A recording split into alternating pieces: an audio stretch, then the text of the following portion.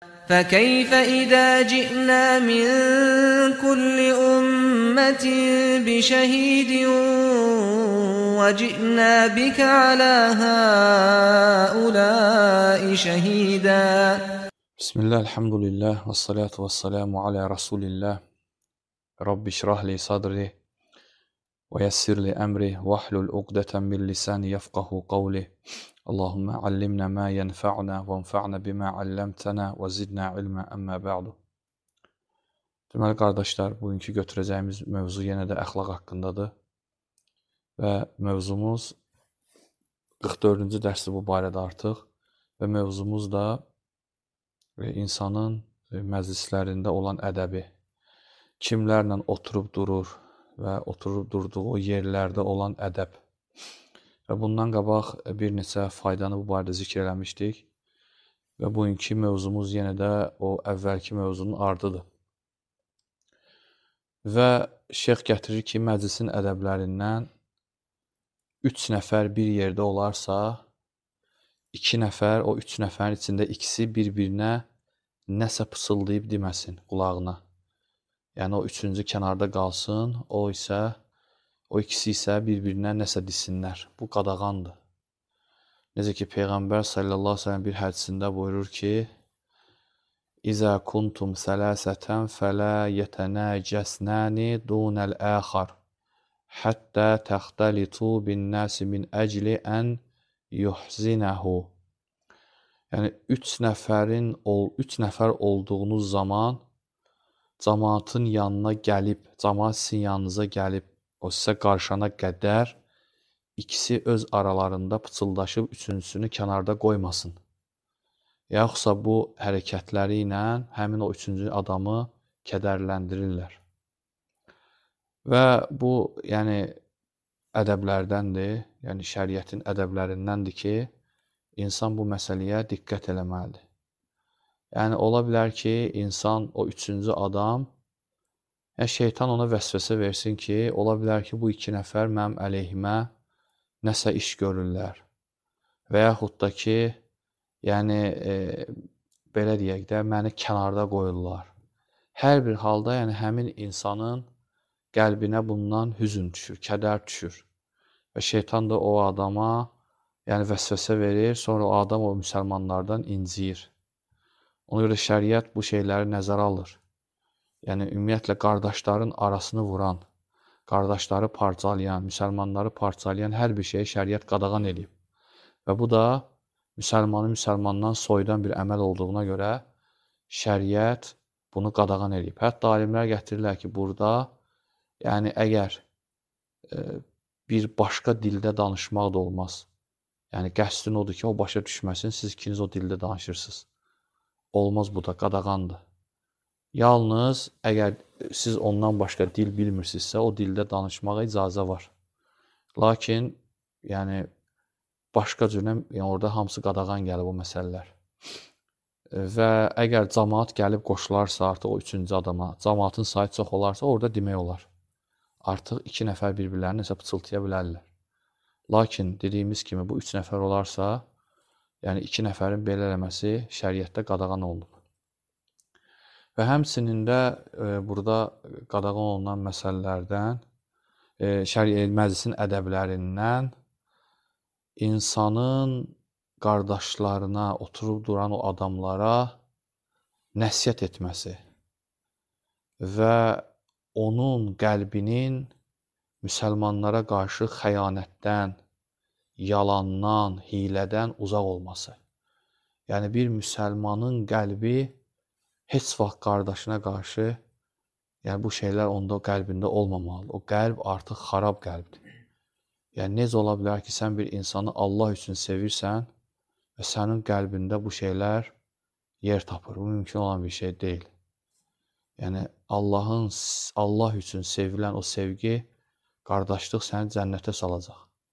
Səni Allah yanında dəyərli bir insan eləyir. Ona görə insan gərək bu şeylərdən uzaq olsun qardaşlarına qarşı.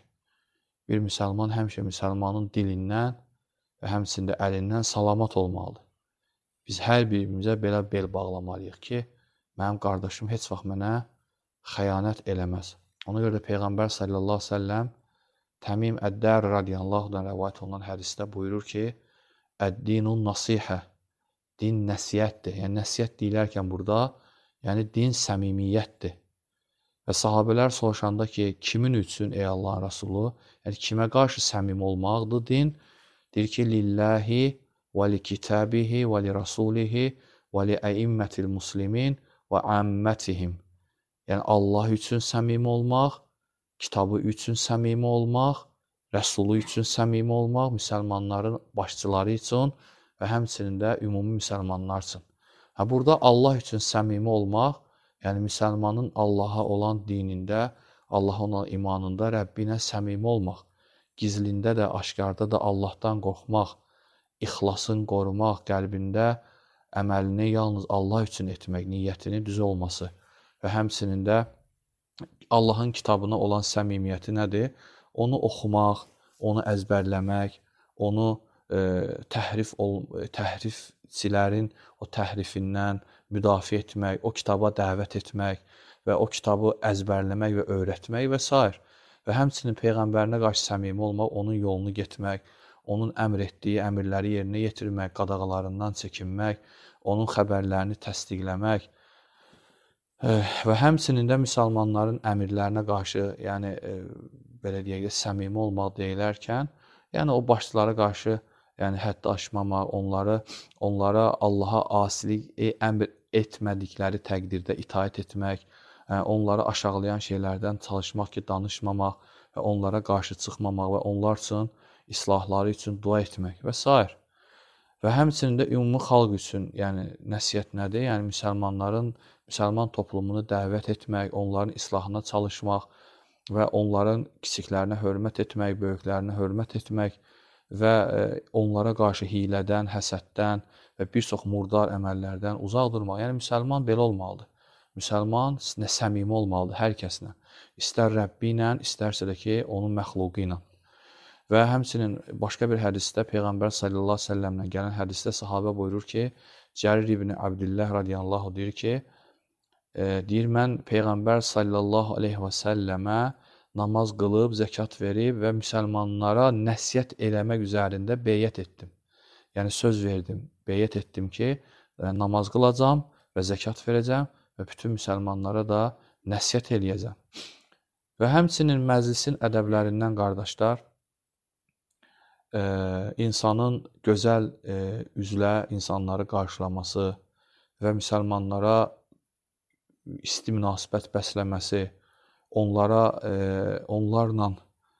belə deyək də, onları incitməməsi və s. Yəni müsəlman səmimi olması, üzü güləriz onları qarşılaması və yaxşılığın bütün növlərini müsəlmanlara neyi bacarırsa müsəlmana o yaxşılığı çatdırması. Necə ki Peyğəmbər sallallahu əleyhi və səlləm bir hədisində buyurur ki, "Lə təhqirannə minəl ma'rufi şey'ən." Yəni yaxşılıqdan nə yaxşılıq növü varsa, heç bir şeyi aşağı görməyin. Yəni demək ki, bu balaca bir şeydir, onu eləməsəm də olar. وَلَوْ أَنْ تَلْقَى أَخَاكَ بِوَجْهٍ طَلْقٍ. Yəni hətta deyir, qardaşınla qarşılaşdığın zaman onu gülər üzlə qarşılamağı belə yəni aşağı görmə. Yəni bunlar hamısı nədir? Müsəlmanın qəlbinə sevgi salması, müsəlmanların mehriban olmasına səbəb olması və bunlar hamısı nədir? Müsəlmanı sevindirməyin özü bir ibadətdir. Əksinə qaşqabaqlı, sərt üzlə qarşılamamaq, bunlar qadağan olmuş şeylərdir. Müsəlman gərək qardaşlarına görüşdüyü zaman sevinsin, onu da sevindirsin, onun qəlbinə sevinç salsın və s. Və həmçinin də məclisin ədəblərindən biri də elə məclislərdə Allahın dininə müxalif olan, şəriətə müxalif olan məclislərdən uzaq olması. Heç vaxt o məclis ki, orada Allahın və Rəsulunun dini tapdalanır, orada Allahın və Rəsulunun əmirləri və qadağalarına riayət olunmur, o məclislərdə müsəlman uzaq olmalıdır. Allah Subhanahu taala Ənam surəsinin 68-ci ayəsində buyurur ki: وَإِذَا رَأَيْتَ الَّذِينَ يَخُوضُونَ فِي آيَاتِنَا فَأَعْرِضْ عَنْهُمْ حَتَّى يَخُوضُوا فِي حَدِيثٍ غَيْرِهِ. Ayələrimizi lağlağıya qoyanları gördüyün zaman onlar başqa söhbətə keçənə qədər onlardan üst çevir. Əgər şeytan bunu sənə unutdursa, xatırladıqdan sonra zalım cəmaatla birgə oturma. Yəni bu ayə ümumi ayədir. Allahın ayələrini lağa qoymaq nədir? Yəni o ayələrdə olan əmrləri yerinə yetirilməyən, o ayələrdə olan qadağalara fikir verməyən məclislərdə müsəlman oturmamalıdır. Və fikir versəz bu ayədə Allah Subhanahu taala nə deyir? Yəni onlar başqa söhbətə keçənə qədər. Yəni başqa söhbət nədir? Yəni oradakı Allah və Rəsulunun yəni artıq dini tapdalanmır. Şeyx Səd rəhməhullah bu ayənin təfsirində buyurur ki, bura daxildir asilik məclisləri, fasiqlik olan məclislər. Hansı ki o məclislərdə Allahın əmrləri və qadağalarına fikir verilmir və Allahın hədləri tapdalanır. Allahın hədlərinə fikir verilmir. Hansı ki Allah Subhanahu taala qullar üçün hədlər qoyub, o hədlərə fikir verilmir. Ona görə də müsəlman gərək belə məclislərdə oturmasın. Və həmçində deyir, bu qadağanın ən daha yüngül forması nədir? Xatırladığın zaman durub getməyin oradan. Və həmçinin bura daxildir musiqi məclisləri, naməhrəm qadınlarla bir yerdə oturmaq. Bu günlər əlhəmdülillah insanlar, bəzi qardaşlar bu şeylərə diqqət eləmirlər. İnsan gərək o musiqi məclislərdir, haram məclislər, orada uzaq olsun. Vallahi, yəni Allah Subhanahu taala sənə qəzəblənər və səni heç vaxt tövbəyə müvəffəq eləməz. İnsan gərək Allahın və Rəsulunun hüdudlarını hamından çox qorusun. Müsəlmanın qəlbində Allahın dini ən əzəmətli olmalıdır ki, Allah da onun üçün əzəmətli olsun. Ona görə də bu şeylərə çox diqqət eləmək lazımdır. Və həmçinin Allahın məclislərin ədəblərindən müsəlmanlarla mehriban olmaq, yumşaq olmaq və oturan insanlarla məclisdə yumşaq davranmaq. Necə ki, Peyğəmbər sallallahu əleyhi və səlləm bir hədisində buyurur ki, Ayşə radiyallahu anhaya nəsihət eləyir öz zövcəsinə və buyurur ki, ya Ayşə, ey Ayşə, İnnallahə rafiqun yuhibbur rifqa. Allah Subhanahu taala mehribandır, rafiqdir, Allahın adlarındandır, mehribandır, yumşaqdır və yumşaqlığı sevir. Və yu'ti alə rifqi mə la yu'ti aləl unf. Və mehribanlıqda o verdiyi şeyi, mülayimlikdə o verdiyi şeyi şiddətli olan şeylərdə vermir. O mə la yu'ti alə mə sivah. Yəni şiddətli olan şeylərdə Allah Subhanahu taala o cür nə deyil. Əksinə mülayimlik, əgər bir işdə mülayimlik olarsa, o iş alınar, o iş asanlaşar, Allah o işi asanlaşdırar.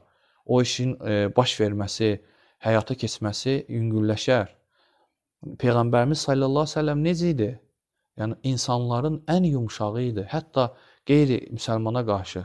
Allah Subhanahu taala onun haqqında nə buyurur Quran-Kərimdə? Deyir ki, əgər sən sərt qəlbli olsaydın, yəni heç kəs sənin yanında qalmazdı.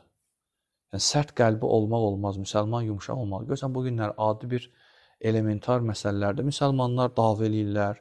Dünyavi bir məsələdə sözləri çəp gələn kimi bir-birlərinin sözlərini bağışlamağı bacarmırlar və bunun üstündə dava eləyirlər, hətta küsürlər, şəriətin qadağan etdiyi şeyləri tətbiq eləyirlər.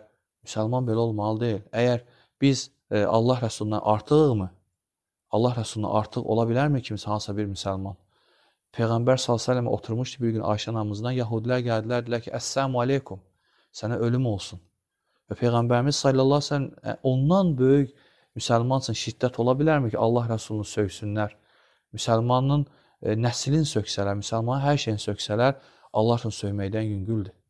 Allah Rəsulunu söydülər və Ayşə anamız dözmədi və o da onlara cavab verdi, qəzəbləndi, sizə ölüm olsun, sizə lənət olsun və Peyğəmbər sadəcə sakitləşdirdi onu və onu yumşaqlığa və sərt davranmamağa dəvət etdi.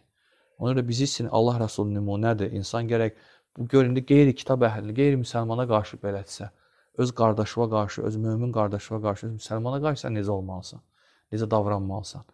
Yəni, siz bilirsiniz də, Peyğəmbər sallallahu əleyhi və səlləm nə deyir?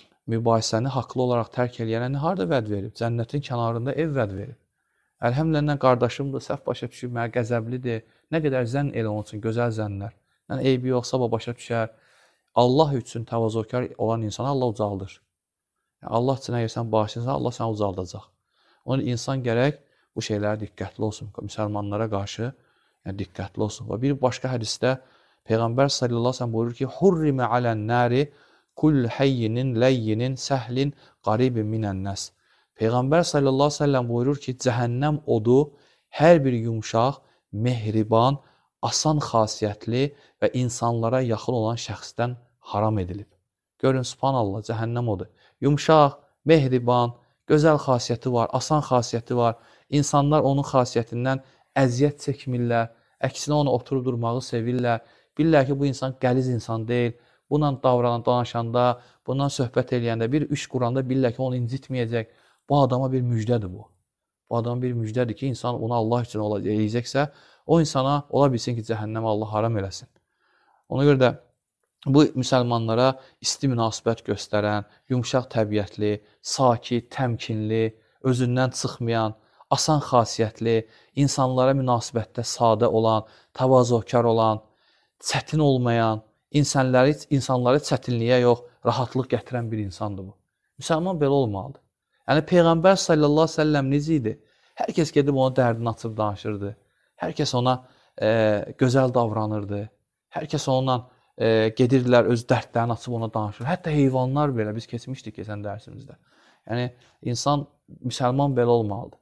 Yoxsa bugün baxırsan ki, bir məclisdə oturub 5 dəqiqə söhbət edirsən, artıq 6-cı dəqiqədə görürsən ki, müsəlman kişisiz mübahisə edəcək. O müsəlman belə olmalı deyil. Müsəlmanlar can deyib can eşitməlidir. Müsəlman qardaşına əziyyət verməkdən qaçmalıdır. Müsəlmanın bu xarakteri müsəlmanda yəni olmalı deyil bu şeylər. Və həmçinin də məclisin ədəblərindən təkəbbürlükdən uzaq olmaq və həmçinin də təvazökar olmaq. Təkəbbürlük ən şiddətli günahlardandır. Və Peyğəmbər sallallahu əleyhi və səlləm buyurur ki, qəlbində zərrə qədər təkəbbürlü olan nə olacaq? Cənnətini duymayacaq. Necə ki, Allah Rəsulü sallallahu əleyhi və səlləm buyurur ki, İnnəlləhə əvhə iləyyə ən təvadəu həttə lə yəfxara əhədun ələ əhəd və lə yəbği əhədun ələ əhəd. Deyir ki, Allah mənə vəhy etdi ki, bir-birinizə qarşı təvazökar olun. Heç kim digərinə zülm etməsin, heç kim başqasının yanında özü ilə fəxr etməsin. Yəni ki, mən beləyəm, mən eləyəm. Bu, müsəlmana yaraşan şey deyil. Hamımız Adəm də torpaqdandır. Və Allah Rəsulü, Allah Subhanahu bizə nə buyurub? Yəni, sizin Allah yanında ən hörmətliniz, Allahdan qorxanınızdır, ən çox qorxanınızdır. İnsanın Allah yanında hörməti gücünə, malına, nəslinin, əqrabasının çoxluğuna görə deyil, övladlarının çoxluğuna görə deyil. İnsanın Allah yanında hörməti ondan qorxduğuna görədir, Allahdan çox qorxduğuna görədir. Və başqa bir hədisdə Peyğəmbər sallallahu əleyhi və səlləm buyurur ki, sədəqə vermək malı azaltmaz. Bağışlayan insanı Allah da uca edər. Kim Allah üçün təvazökar olarsa, Allah da onu yüksəldər. Yəni, bu əzəmətli bir hədisdir. Yəni, sədəqə malı azaltmaz deyəndə, alimlər burada bir neçə şərh veriblər bu hədisə. Deyirlər ki, birində sədəqə verməklə malda bərəkət yaranır. Yəni, insanın pulu çox ola bilər. İnsan çox qazana bilər. Lakin onun malında bərəkət olmayanda, o mal bilinmir, hara gedir, tükənir və faydasız olur. Belə insanlar görürük biz bu günləri. Deyir, mən çoxlu maaş alıram, amma haradan gəlib, hara gedir bilmirəm. Allah Subhanahu taala bərəkət vermir onun puluna. Yəni, o pulu aldığı zaman, o mal onda olduğu zaman, sonra qabağına elə şeylər çıxardır ki, o mal uçub gedir ondan, xəbər olmur, faydalanamır o puldan. Bu birinci yəni, şərh. İkinci şərhdə gətirirlər ki, Allah Subhanahu taalanın yolunda sədəqə verənə Allah Subhanahu taala əlavə ruzu qapılar açır ki, o pulun yerini doldursun. Yəni, sən verəcəksənsə, Allah Subhanahu taala başqa qapılar açacaq, başqa yollar açacaq ki, o pul sənə gəlsin. Ondan da artığı gəlsin. Çünki sələflərdən biridir ki, mən deyir, Allahla yarışdım, o məni utdu deyir. Mən ona qalib gələ bilmədim. O mənə çox verdi deyir. Mən çalışdım, çox verim, o mənə deyir, keçdi deyir. Və üçüncü isə, yəni sədəqənin, Allah Subhanahu taala yəni azaltmır malı deməkdə, yəni sədəqənin axirətdəki mükafatıdır. Sən o sədəqəni verirsənsə, arxayın ol ki, o qat-qat sənə veriləcək. Necə ayədə gəlir də, bir dən qoyursan, 700 mislində sənə artıqlaması ilə və daha çox verir Allah Subhanahu taala. Necə ki, sələflər deyərdilər ki, kasıb insanları görəndə sələflər sevinərdilər. Deyərdilər ki, xoş gəldin, ey bizim malımızı dünyadan axirətə daşıyan. Təsəvvür verir, həqiqi köçürdür onu axirətə. Şey kimi də bu, sən onu verəcəksən və qiyamət gündə Allah sonra səni qaytaracaq. Necə ki, hədisdə gəlir ki, Peyğəmbər nə deyir? İnsan sədəqə verəndə o kasıbın əlinə düşməmişdən qabaq Allahın əlinə düşür o birinci. Yəni nə deməkdir o? Yəni Allah Subhanahu istəsə o kasıba da yardım eləyər birbaşa özü. Lakin sənə verir və sən onu verirsən, sanki Allah verirsə onu, Allah təzədən qaytarır o kasıbı onu sənin əlindən. Və sən onu Allaha da verəndə Allah da səni cənnətə artıq qazandırır sən orada. Sən o cənnətə alırsan. Ona görə sədəqə qədər, hətta alimlər deyirlər ki, sədəqənin savabı qədər, əcri qədər, yəni şəriətdə başqa bir ibadətin fəziləti gəlməyib. Çox gəlib onun savabı. Və həmçinin fikirləşin, qiyamət günü insanlar dəhşətli o günün altında, gün insana nə qədər yaxın olacaq, insanlar günahlarının tərindən boğulacaqlar, qorxacaqlar. Allah Subhanahu sədəqə verənlərin kölgəsində, sədəqələrinin kölgəsində saxlayacaq onları. İnsan bu şeyləri diqqətli olmalıdır. Və həmçində hədisindən keçir, kim bağışlayarsa, Allah onu izzətli eləyər. Necə ki, Allah Subhanahu Peyğəmbər haqqında buyurur ki, əgər sən sərt və kobud olsaydın, onlar sənin ətrafından dağılardılar. Odur ki, onları bağışla və onlar üçün bağışlanma dilə və işlərdə onlarla məsləhətləş. Fikir ver. Yəni, bu ayə çox əzəmətli bir ayədir. Çox böyük ibrətlər var bu ayədə. Yeri gəlsə, Allah Subhanahu taala Peyğəmbər Allahla məsləhətləşər. Zaten Allah onu düzəldirdi bütün səhvlərində. Amma görsən, insanlarla məsləhətləşməyi, onlara məsləhət görməyi, işlərində onlarla məsləhətləşməyi Allah ona tövsiyə eləyir. Və Peyğəmbər sallallahu əleyhi və səlləm Məkkənin fəthi günündə gəlirdi, yanır Kəbənin qapısının qabağında, hansı ki qabağında onu illərlə əziyyət verən, onu Kəbədən qovan, Məkkədən qovan, hansı ki Allah Rəsulü Məkkədən çıxanda üzün çevirir, Məkkəyə nə deyir? Ey Məkkə, deyir, mən səni sevirəm, deyir. Lakin qövmüm məni buradan çıxartmasaydı, mən deyir, buradan çıxmazdım, deyir. Onu 13 il, onu 10 il qoymayan Məkkəyə əziyyət verən o insanlara nə deyir? Deyir, nə fikirləşsin mənim haqqımda? Deyir ki, sən filənkəsin oğlusan, sən cömərd insansan, deyir. Bəli, mən hamımızı bağışlayıram, deyir. Gedin, deyir. Hamımızı bağışlayıram, deyir. Allah Rəsulü belə olub. O heç vaxt nəfsinə görə intiqam almazdı. Ona görə insan bağışlanma yolunu seçməlidir daima.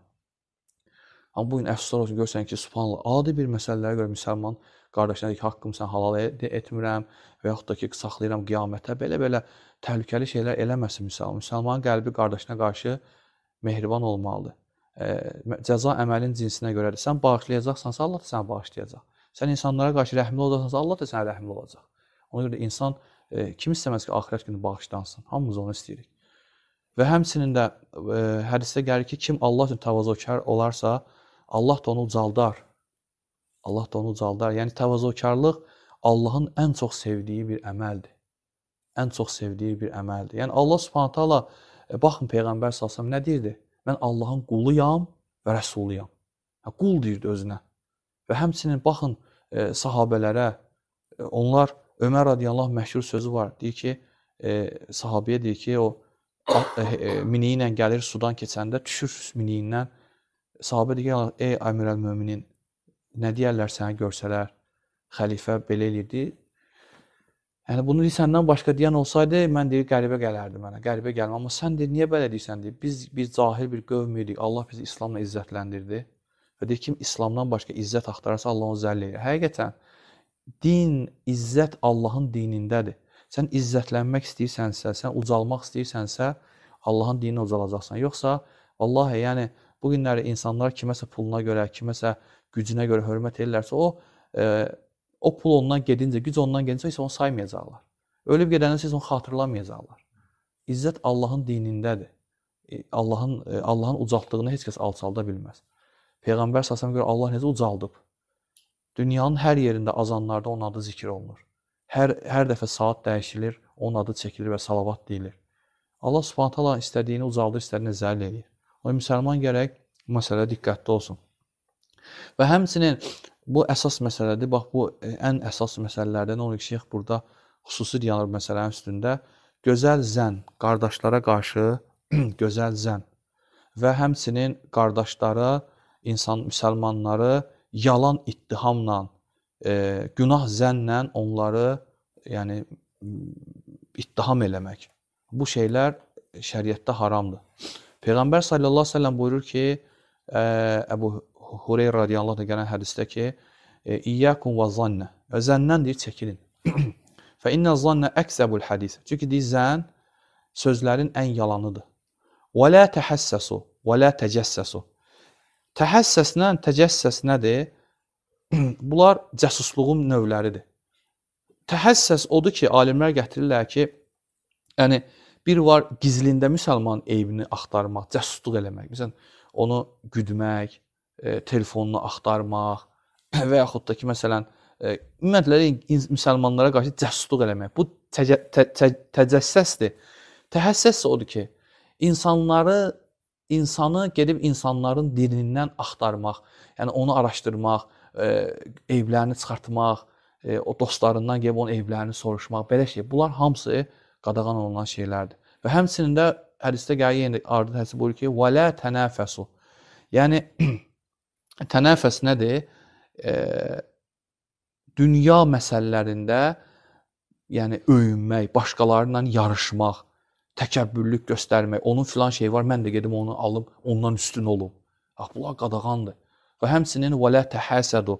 Yəni həsəd etməyin. "Və la təbəğadu." Yəni bir-birinizə qarşı nifrət eləməyin, buğz eləməyin.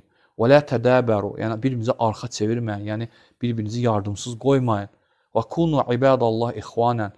Və Allah üçün qardaşlar olun.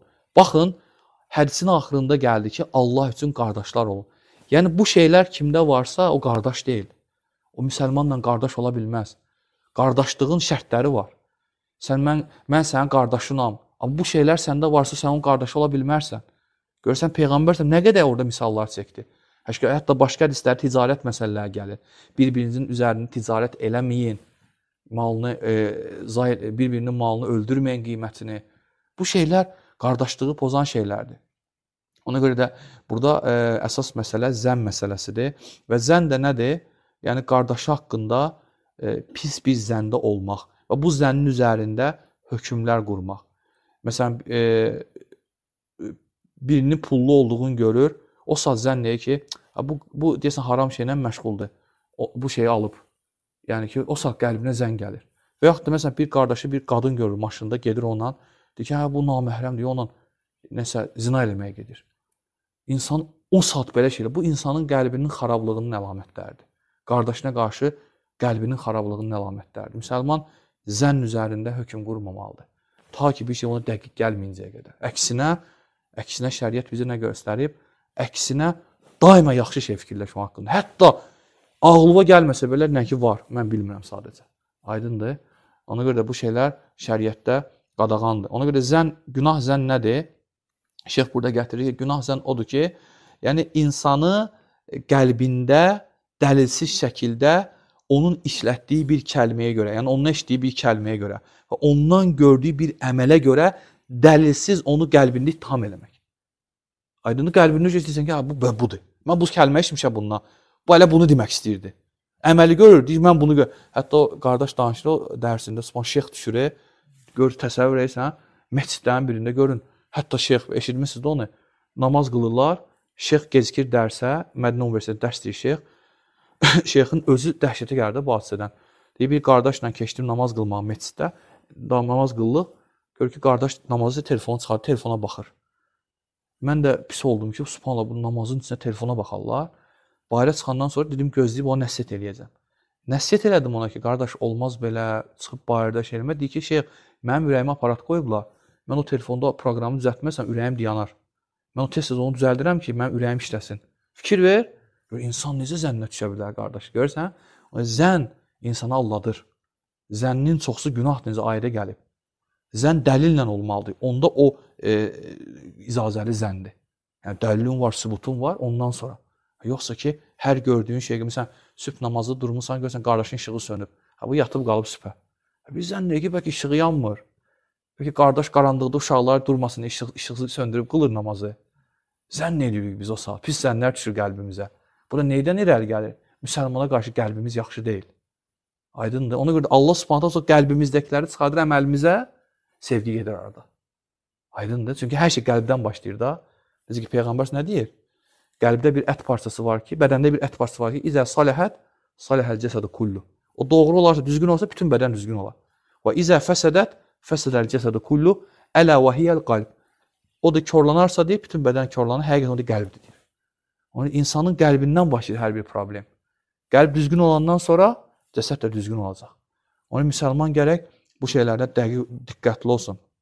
Və bu zənnin üzərində də sonra başlayır neynəməyə, hökmlər qurmağa və sonra aparıb çıxarır hara insanı başlayır artıq gedib onun hərəkətlərini qeybətə çevirir. Mən filan qardaşdan filan şey eşitdim, o bəli eləyir. Mən filan qardaşdan filan əməl gördüm, o bəli eləyir. Başlayır onun qeybətini eləməyə, nəmmamlıq eləməyə və bu da aparır çıxardır artıq qardaşlar arasında parçalanmaya, problemə. Bu günlərdə başımıza gələn bu fitnələrin hamısının əsasına baxın, hamısı pisləndir. Hamısı pisləndir. Hamısı qardaşına qarşı qəlbindəki problemdir. Ona görə müsəlman qardaşına qarşı bu şeylərdən çəkinməlidir.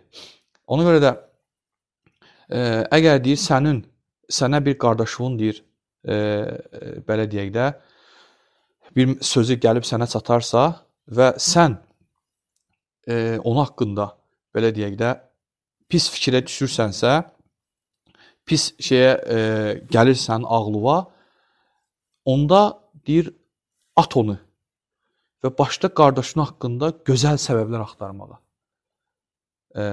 Və o şeydən uzaqlaş ki, şeytan qoy sənin qəlbi o şeyə atmasın. Sonra başlayırsan qardaşa qarşı qəlbində artıq şübhələrə düşməyə və sevgi azalacaq. Ona görə Ömər ibn Xəttab radiyallahu deyir ki, qardaşın möminin dilindən çıxan bir sözə onun üçün yaxşı mənada bir yozum tapmaq mümkün olduğu halda əsla pis yanaşma onun sözünə. Nə qədər yorum tapabilirsən, axtar tap olsun ki, bu ona görə dedi bəlkə bu sözü. Daima gözəl şeylər axtar qardaşın üçün. Ona görə də insan müsəlman həris olmalıdır ki, gözəl səbəblər axtarsın müsəlmanın əməli üçün, sözü üçün. Və Muhammed ibn Sirin rəhməhullahın gözəl bir dənə sözü var. Deyir ki, sənə qardaşından bir şey gəlib çatdığı zaman onun üçün üzr axtar. Gəlib çatdı sənə, pis bir şeydir. Üzr axtar. Deyir, əgər onun üçün üzr tapmasan, denən ki, ola bilsin onun üzrü var, mən bilmirəm. Fikir ver, sələfin əqidəsinə bax. Bir şey gəldi, çatdı sənə, denən ki, axtarım, sən neyisi, üzrlər axtar. Tapmasan, yenə denən ki, onun üzrü var, mən bilmirəm. Subhanallah, görün, insan, müsəlman belə yaşamalıdır. Bax, bu şeylər yoxdur bizdə deyənə, bax, sonra bu fəsadlar ondan çıxır hamısı. Ona görə Allah Subhanahu Quran-ı Kərimə baxsaz, hamısını növbə ilə gətirir və əsas qəlbi müalicə eləyir. Amma insan, yəni o zənnə daxil olduğu zaman, o ittihama qəlbində, qardaşına qarşı o xainliyə yol açdığı zaman qəlbində, o özünə və həmçində müsəlmanlara əziyyət verməyə başlayır. Hətta İbn Məsud radiyallahu anh'ın gözəl bir dənə sözü var, fikir verin. Deyir ki, mal oğurlanmış adam o qədər pis zənnə qapılar ki, malı oğurlanmış adam, malım oğurlanıb, o qədər pis zənnə qapılar ki, axırda oğrudan da artıq günah qazanır. Bu nə deməkdir? Yəni sən malı oğurlanmış adamın əlində heç bir əsası olmadan onun bunun barəsində o qədər pis zənn eləyər ki, axırda o özü oğrudan çox günah qazanar. Fikirləşər ki, filan qardaşım vardı orada, bəlkə o eləyib. Filan qardaş oradan keçdi, bəlkə o eləyib. Filan qardaş belədir, bəlkə o eləyib. Ancaq zənnlərlə başlayır oğrunun qazandığı günahdan özü daha çox günah qazanar. Onun üçün müsəlman gərək belə şeylərdən uzaq olmalıdır. Və zənnə qapılan insan, yəni nədir o? O zənni işlədən.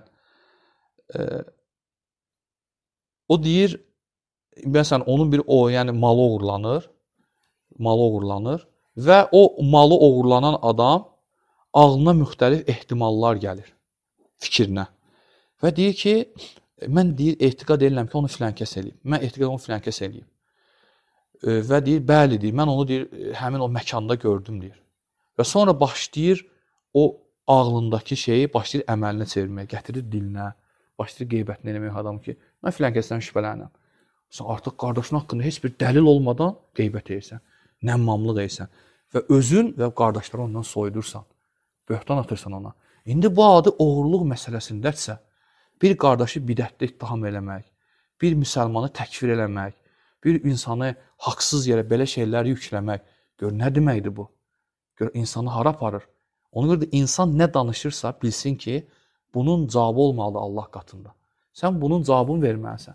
Sənin çiynindəkilər sənin yazır əməlləridir. Elə bir söz yoxdur ki, sən danışasan, neynəsin? Onlar yazmasınlar. Xüsusən də insanların haqqında edilən günahlar daha şiddətlidir. Çünki səni müflis edəcək qiyamət günü. Sən bir insana necə dəlisiz oğru deyə bilərsən, dəlisiz bidətçi deyə bilərsən, dəlisiz bir insanı Allahın dinindən çıxara bilərsən. Bunlar oynanacaq məsələlər deyil, təhlükəli məsələlərdir. Sən şəriət dövlətində yaşasaydın, səni məhkəməyə verərdi, qazı sənə şallaq vurardı. Sənə özünü həbs eləyərdilər. Sən yəni belə özü başlı-başına buraxmısan ki, ya, sən elə bilsən ki, sən bu günlər nəsə edirsən, nəsə deyirsən, Əyəhsəbul insan ən yutraka suda. İnsan elə zənn edir ki, o başlı-başına buraxılıb. Xeyr. İnsan bugün elə başa düşür ki, başlı-başına buraxılıb. Amma insan qiyamət günü o cəhənnəmin içində dəhşətli şəkildə fəryad edəcək. Ya Rabbi, əxricinə nə'məl salihən qayrəlləzi kunnə nə'məl. Ey Rəbbimiz, bizi oradan çıxart, bundan qabaq etdiklərimizi yox, başqa əməllər eləyək. Və Allah Subhanahu nə deyəcək onlara? Biz sizə ibrət ala biləcək insanın ibrət ala biləcəyi qədər ömür verdik. Niyə ibrət almadınız? Yəni, insan ibrət almalıdır. Yəni, insan nə gəldi danışır, nə gəldi əməl edir, olmur elə şeylər. O müsəlman bu şeylərə diqqətli olmalıdır. Və həmçinin, məsələn, göz dəymə.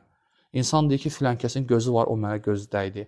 Onun səbəbi ilə mən xəstələndim və yaxud da övladım xəstələndi. Bunlar hamısı pis zənnlərdir. Əslində, müsəlmana qarşı qəlbi rahat olmalıdır və qəlbində müsəlmanı o, belə deyək də, ittiham eləməməlidir. Qardaşına qarşı pis zənnə düşməməlidir və sonra onu əmələ çevirməməlidir. Və həmçinin də Bakr ibn Abdullah Əl-Muzəni rəhməhullah buyurur ki, zəndən çəkin, onu düz desən, zənnin düz çıxsa da, sən buna görə mükafatlandırılmayacaqsan, deyir. Səhv etsən isə günahkar olacaqsan. Bu qardaşına şübhə ilə yanaşmağındır. Artıq sən din qardaşa şübhə ilə yanaşırsan. Ona görə də insan gərək bu məsələlərdə diqqətli olmalıdır. Və bu zənn insanı dedim ki, çox dəhşətli adı nədir, şeylərə aparır. Bax, məsələn, Allah Subhanahu taala Qurani Kərimdə hər şey xırdalığı ilə deyib də, qeybət ayəsində nə gətirir Allah Subhanahu taala? Diqqət eləyin. Deyir ki, birinci deyir, zənn eləməyin. Zənn eləməyin. Sonra deyir ki, cəsusluq eləməyin. Bax, fikir ver, cəsusluq eləməyin. Ey iman gətirənlər, zənnə çox qapılmayın. Çünki zənn edənlərin bir qismi günahdır. O zənnin bir qismi günahdır. Sonra nə deyir? Zənn düşür, baxır artıq qəlbi var, hə? Sonra deyir ki, bir-birinizi güdməyin. Artıq o zənn nə edir səni? Başlayır səni qardaşı güdməyə. Hamısı bir-birinə bağlı olan şeylər. Onun şəriət, Qurani Kərim kökü müalicə edir. Kökdən başlayan günahları müalicə edir ki, ondan sonra o birlə əmələ gəlməsin. Sonra deyir ki, güdməyin. Və sonra artıq bu çevrilir qeybətə. Birinci qeybətini eləməyin. Sizdən biriniz də ölmüş qardaşının ətini yemək istəyərmi? Siz ki, bundan iyrənirsiniz, Allahdan qorxun, həqiqətən Allah tövbə edənləri, yəni tövbələri qəbul edən rəhimlidir. Ona görə insan bu məsələlərdə diqqətli olmalıdır. Və sonda da Peyğəmbər sallallahu əleyhi və səlləm bizə məclisin kəffarəsini öyrədib. Məclisin kəffarəsi nədir? Allah Rəsulü sallallahu əleyhi və səlləm bir hədisdə buyurur ki, "Mən cələsə fi məclisin fəkəsura fihi ləğazuhu." Ləğatuhu. Ləğat nədir? Faydası olmayan, xeyri olmayan çox danışıqlar. Deyir ki, sizdən biri kim məclisdə oturarsa və orada deyir o boş danışıqlar, xeyri olmayan danışıqlar olarsa və qalxmamışdan qabaq məclisdən deyərsə ki, Subhanəkə Allahümmə və bihamdikə əşhədu ən la ilahə illə əntə əstəğfirukə və ətubu ileyk illəğufirə ləhu mə kənə fi məclisihi zəlikə. Əgər kim bu zikri deyərsə, zikr nədir? Subhanəkə Allahümmə və bihamdikə. Yəni, Allahım sən günahlardan, bütün evlərdən təmiz və münezzəhsən və sənə həmd edirik, sənə həmd edirəm və şahidlik ki, səndən başqa ibadət olan haqq məbud yoxdur və səndən bağışlanma diləyirəm və sənə tövbə eləyirəm. Onun həmin məclisdə etdiyi günah və səhvlər bağışlanar deyir. Ona görə müsəlmandan tələb olunan nədir? Yəni, bu lağlağı şeylərdən gərək məclislərini lağlağı şeylərə çevirməsin. və çalışmalıdır ki, ümumiyyətlə məclislərini Allah üçün, yəni Allah üçün olan məclislərdə eləsin. Çünki bilməlidir ki, məclislə söylədiyi hər bir söz onun əməlləri arasında sayılır. Yəni sən məclisində danışırsansa, hamısı sənin əməllərindəndir. Və ona görə də sən nə olacaqsan? Haqq hesab olunacaqsan. Yəni hər bir danışığın, hər bir əməlin sənin əməlindir. Hətta dil də belə. Ona görə də insan gərək dilinə fikir versin. Hətta sən ola bilər ki, orada günah şeylər danışmayasan. Lakin mübah şeylər danışasan. Yenə də mübahlar çox olanda insan neydən eləyir? Vaxtını zay eləməkdən. Vaxtını zay eləməkdən, düz deyil? İnsan nə qədər mübahlardan çox, amma o mübahı yerinə gəlib bir zikr eləyərsən, bir elm öyrənərsən, bir faydalı şeyə məşğul olarsan, səni sünnələrdən, müəyyən şeylərdən uzaqlaşır. Bunun özü belə vaxtı zay etməkdir. Ona görə insan gərək məclisdən durduğu zaman bu zikr eləməlidir ki, o məclisin olsun, kəffarəsi olsun. Lakin burada bir məsələ var. Bilinəsin məsələ var ki, insanların məclisdə xəta məsələsində iki yerə bölünür xətaları, istər dili ilə, istər əməlləri ilə. Birinci, böyük günahlardır. Ola bilər ki, insan məclisində neynəsin, Allah qorusun, qeybət, nəmmamlıq, ələ salmaq, lənət, kimisə söymək, kimisə müsəlmanın namusuna toxunmaq. Bu artıq məclisin kəffarəsi ilə təmizlənən şey deyil. Bu artıq, çünki kiçik günahlar, böyük günahlar belə şeylərlə təmizlənmir. Böyük günahlar nə ilə təmizlənir?